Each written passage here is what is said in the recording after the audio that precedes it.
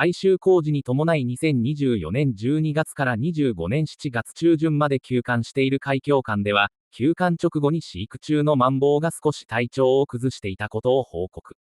原因がわからず様々な対応をしていましたが、あるスタッフから、来館者がいなくなって寂しいのでは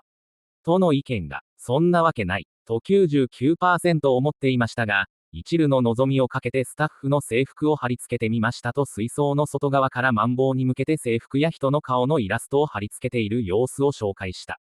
すると、翌日には調子が改善したとし、正直信じられませんが、現在展示中の個体はかなり好奇心旺盛で、来館者がいると前に寄っていくことがあったので急にいなくなり調子を崩してしまったのかもしれません、とまさかの状況を報告。